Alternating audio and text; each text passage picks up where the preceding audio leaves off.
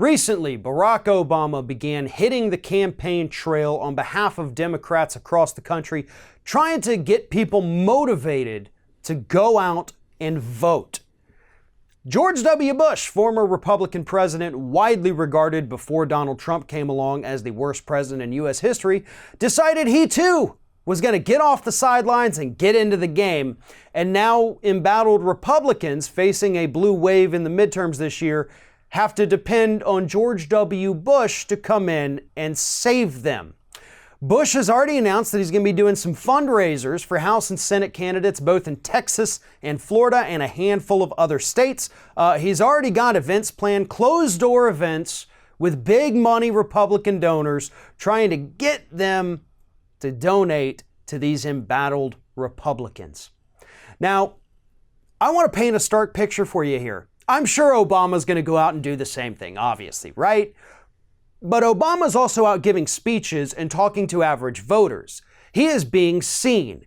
He's talking to average human beings, not just the big money donors, but again, it's probably going to happen. Meanwhile, Bush says he's going to go out and help Republicans by only talking to the big money people. That's what he's doing here. I mean, that's a big difference between Democrats and Republicans. Yes, they both take corporate money. I understand that. But at least Democrats also listen to the people and occasionally will do what the public wants. Republicans have no idea how to listen to average, everyday people and then enact policy based on those conversations. All they care about is that corporate campaign money, and that's why George W. Bush is getting involved. But there's a little bit of a more sinister reason here. George W. Bush, as I previously mentioned, was widely regarded as one of the worst presidents in U.S. history. I mean, left office with an approval rating that was in the toilet. It's gone up a little bit since then because of how bad Donald Trump is.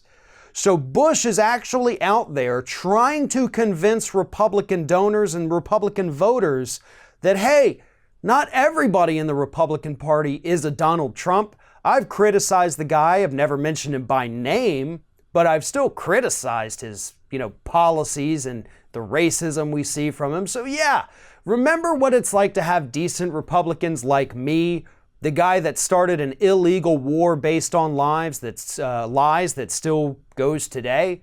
Thousands upon thousands of lives, both U.S. soldiers and Middle Easterners dead because of George W. Bush. And he thinks he's going to come out and be the savior of the Republican Party in the midterms.